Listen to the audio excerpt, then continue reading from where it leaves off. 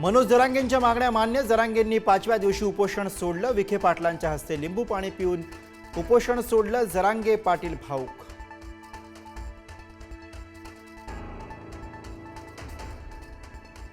गावातील कुळातील नात्यातील व्यक्तींना कुणबी प्रमाणपत्र देणार. हैदराबाद गॅजेट मान्य असल्याचं मराठा उपसमितीचा मनोज जरांगेंना शब्द.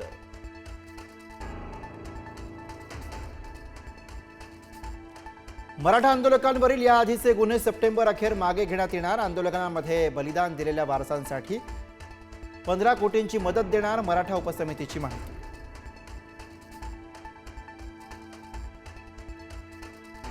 मनोज जरांगे यांच्या उपोषणाला यश. तुमच्या ताकदीवर जिंकलो. जरांगेंच्या घोषणेनंतर आझाद मैदानात आंदोलकांचा एका जल्लोष.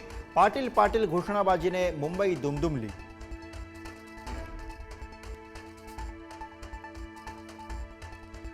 GR मध्ये फसवणूक झाल्यास राज्यात एकही मंत्री फिरू देणार नाही. जरांगे पाटलांचा इशारा.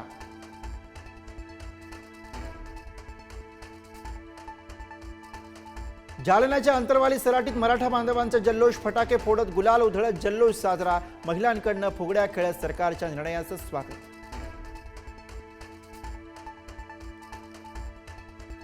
उपोषण सोडल्यानंतर मनोज जरांगे पाटील संभाजीनगरला रवाना. उपोषणानंतर जरांगे पाटलांवर रुग्णालयात उपचार केले जाणार.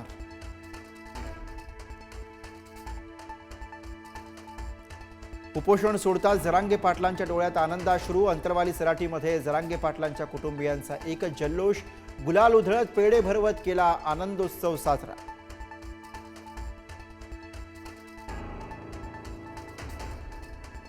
अडचणीच्या ठरलेल्या सरसकट या शब्दावरनं जरांगेंनी माघार घेतली. त्यामुळे आजच GR काढता आला. मुख्यमंत्री फडणवीसांची प्रतिक्रिया. महायुती सरकारनेच मराठ्यांना न्याय दिल्याचंही विधान.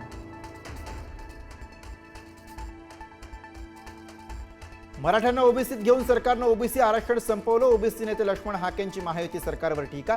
मराठा आरक्षणाचा GR असंवैधानिक असल्याचा आरोप.